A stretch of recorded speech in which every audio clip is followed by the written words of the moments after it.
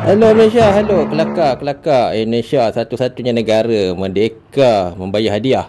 Okey guys, jom kita kembali kepada tahun 1960-an. Indonesia pada masa tu memang dia nak jajah Malaysia. Nasib baiklah Malaysia pada masa tu kuat. Kita pun sampai sekarang pun kuat.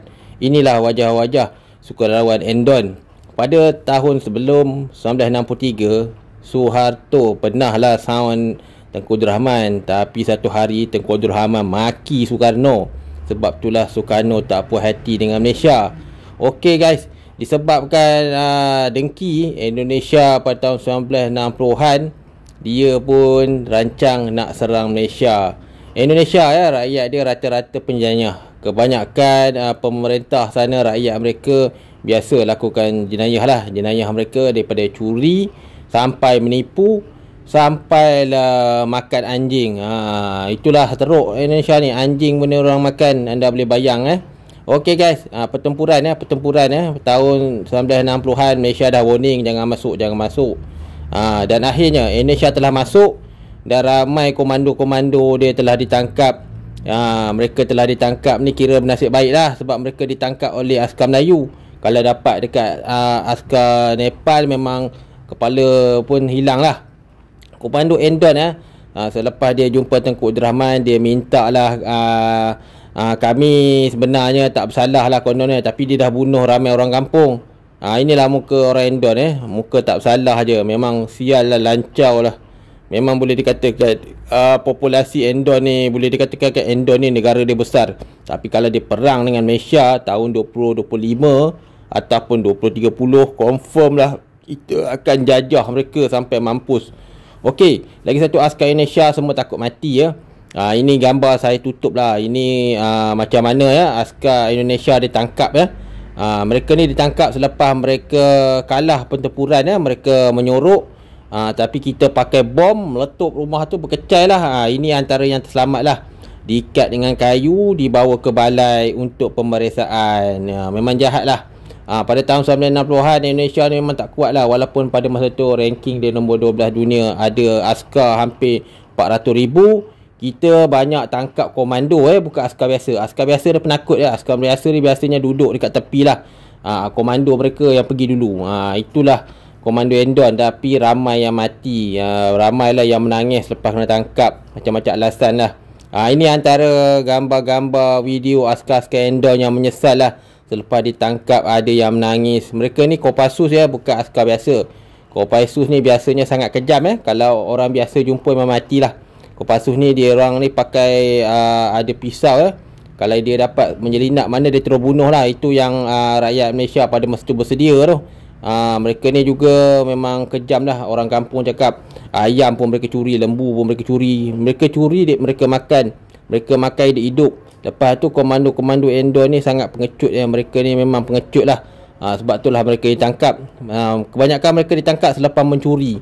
Ini antara wajah-wajah lah askar Endon Siapa cakap askar Endon kuat? Sebenarnya tidak. Askar Endon lemah. Keturunan Endon ni memang lemah.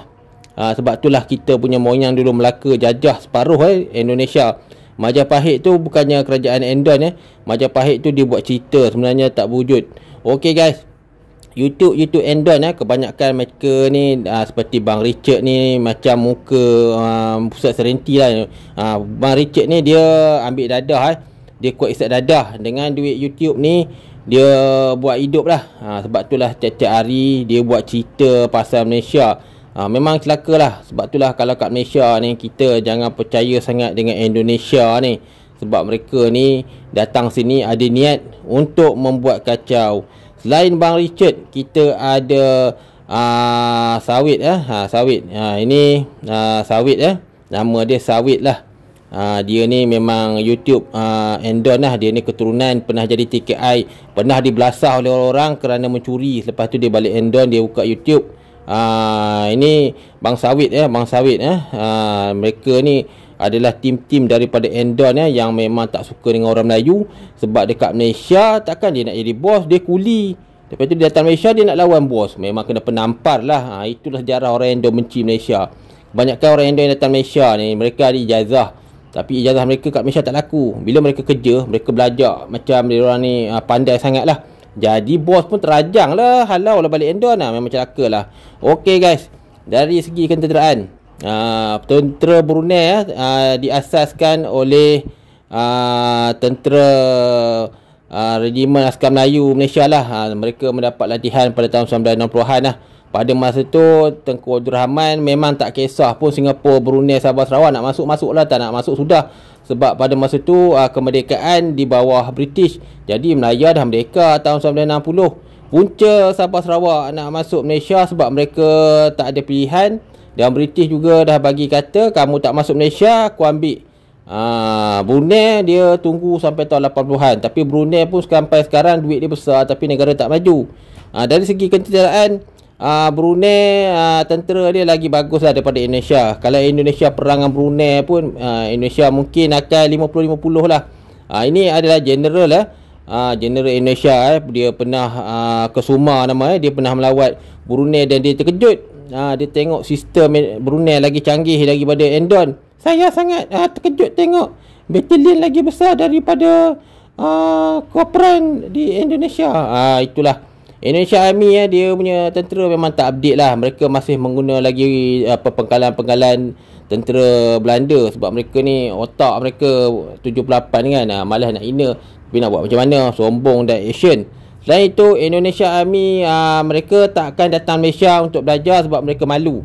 Selain itu Brunei semasa lawatan Indonesia, mereka tengok askar Endon ni, mereka kasihan lah kan. General pun gaji tak mahal. Okey lah. Ada tahun 1967 macam ni lah pengunduran Indonesia. Selepas dia serang, dia mengaku kalah, dia surrender. Dia yang minta perdamaian lah, bukan Malaysia. Tengku Abdul Rahman memang tak layan pun. Kalau nak perang go on lah. Memang kita masuk Jakarta tu memang habis lah Endon lah, bubar terus lah. Tapi Tengku Abdul Rahman pun batal lah sebab kesian. Okey guys, sebab itulah beza bangsa tak ada malu dengan bangsa berdaulat. Bangsa Indonesia ni bangsa tak ada daulat, merdeka pun beli. Itulah beza. Apapun akhirnya Malaysia tetap menang.